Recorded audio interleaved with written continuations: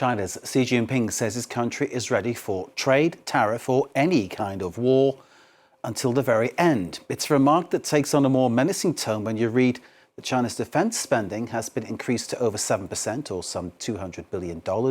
This follows not just the trade tariffs slapped on Chinese businesses by Donald Trump, but also remarks about war made by the US Defense Secretary Pete Hegseth. China, of course, is close to North Korea. North Korea is sending arms and soldiers to fight for Russia in Ukraine. And China, of course, is at loggerheads with the US over the future of Taiwan. Tensions between China and the United States keep brewing. On Thursday, Beijing vowed to fight Donald Trump's trade war to the end, warning that his aggressive tariff policy will only backfire. These tariff threats are a typical example of unilateralism. They hurt others without benefiting the U.S. itself. Following the announcement of the tariff policy, the three major stock market indexes in the U.S. slumped immediately. What I'd like to stress here in particular is that there are no winners in a trade war, and protectionism leads nowhere. This week, Donald Trump doubled tariffs on most Chinese imports to 20%, putting in danger the country's new growth objective of around 5%. China retaliated, slapping an additional 15% tariffs on some US products. And as diplomatic relations between the two global powers deteriorate, Beijing has repeatedly warned that it is ready for any kind of war with the United States. China has a clear and consistent position. Whatever kind of war it is, a tariff war, a trade war, a cold war or a hot war, it should not be fought and cannot be won. According to experts, 2025 will be marked by two main challenges for China: shielding its economy from the looming trade war and protecting its relationship with Russia, another important trade partner that Donald Trump is trying to warm up to. And that relationship with Russia, of course, is one that has had a lot of scrutiny since the war being stepped up in Ukraine. Let's bring in Robert Manning, fellow at the Global Foresight Hub and China Programme at the Stimson Centre. Robert, thanks for being with us here in France 24. We appreciate your time. First of all, let's deal with this issue about armed conflict between US and China. Am I overreading that? I hope I am. I think it's no longer unthinkable. I don't see. I think nobody wins a nuclear war. I think that was the Reagan-Gorbachev formulation, and President Xi and Donald Trump, I think, endorsed that. But I think there's a large uncertainty to the China policy that has yet to take shape under Donald Trump. And you have different goals among different senior advisors. You have hawks at the Defense, National Security Council, and the State Department that want to weaken China, and you have Donald Trump who's interested in making a grand bargain, a deal with China. And I think the Chinese are very prepared for all eventualities. You see it in their the menu of tariffs, export controls, banning, blacklisting American firms, and so on. And I think if the 20% tariffs now altogether are going to bite, and I think they're going to hit, for example, American farmers who have big export markets in China. They're going after American tech firms in China. So I think we're building tension that we'll have to. I think Trump wants to have a meeting with Xi and try to see if there's a deal possible. So this is all, it sounds like this is very much Trump using all this as a bargaining chip to get into the room with Xi and make the kind of deal he wants. And of course, as you just pointed out, there will be actual people on the ground in the US who will suffer. No question. Prices are going up already. We're starting to see inflation tip up. The dollar is weakening when Trump wants it strong for exports. And so there's a lot of incoherence. You just saw it yesterday, tariffs on, tariffs off, tariff on again in regard to Canada and Mexico. I think there's a lot of a spectacle of uncertainty and gamesmanship going on here, because For example, Trump met with the major auto companies who explained to them, because of the deep integration of the North American auto market, these 25% tariffs would blow up the American auto industry. So suddenly he backs off of it.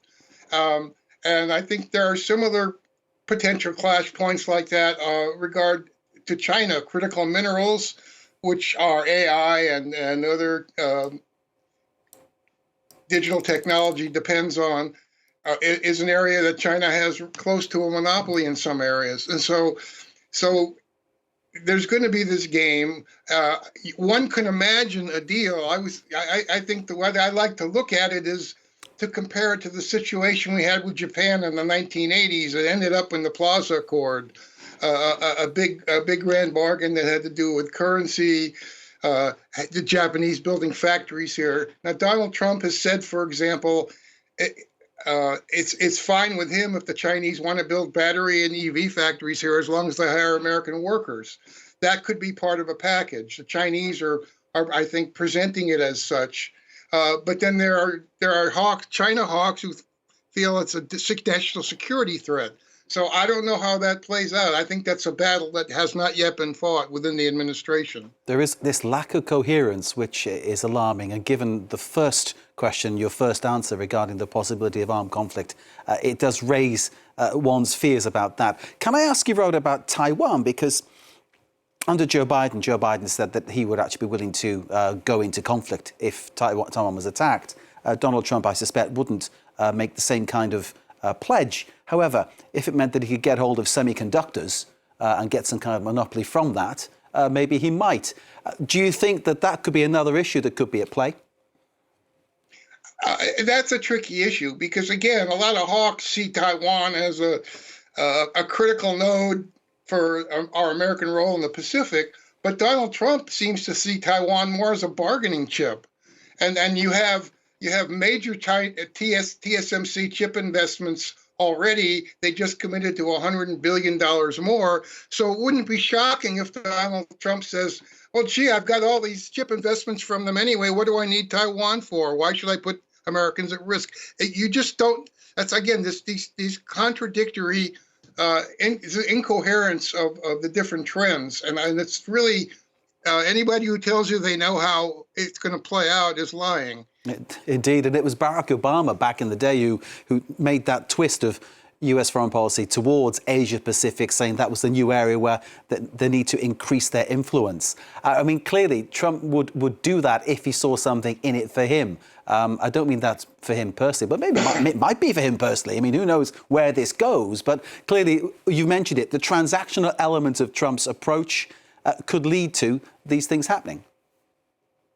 Yes, and also don't forget the overnight shift regarding Ukraine and the new rapprochement with Russia is really aimed at China. They have what I think is a delusional idea that they can do what's called a reverse Kissinger and somehow separate Russia from China. I think that's a fanciful thought, and that it may be, if they made enough concessions to Putin, they might be able to create a sort of business-like normal relationship. But Putin's grievances about American power are not going to go away. And I think, he has a vested interest in a lot of what's going on with China. So I don't see any kind of split. But that's the logic. That's of many people in the Trump administration. And I think that's one reason I think she, with a kind of a relatively vulnerable economy, may be interested in some deal that might yield some concessions, but it's very hard to see what that deal would look like and how it would play out. Hard to imagine a wedge being driven between Vladimir Putin and Xi Jinping. Like I say, I think it might give the Russians a little bit more wiggle room and less dependence on China, but they're not going to. It's not going to be like the U.S.-China opening in the 70s. It's not. I don't see that as a possibility. Indeed. I mean, obviously, the recalibration that's going on in U.S. politics and U.S. foreign policy regarding who are the allies and who aren't is something that is alarming everybody across the board, from Ukraine, and just move outwards from there. The fact we saw at the UN just the other week, the U.S. voting along with Iran on an issue, that was unthinkable. we're in a real situation here where everything is changing completely, isn't it? And the tariffs that have been put on China, as you say, and then the reciprocal nature of that is clearly going to blow things up for a while. Do you think it will calm down at some point? Do you think that will be to the detriment? Well, it's going to be to the detriment of normal people because they always suffer first and longest. Do you think it will hurt Trump?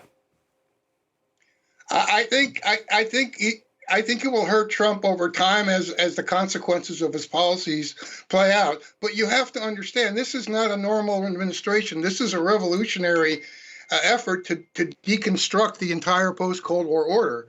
I think it's not a crazy analogy to think of it as an American version of Mao's Cultural Revolution in the way he's dismantling the American state apparatus and the alliances and international organizations that have been the crux of American power since World War II.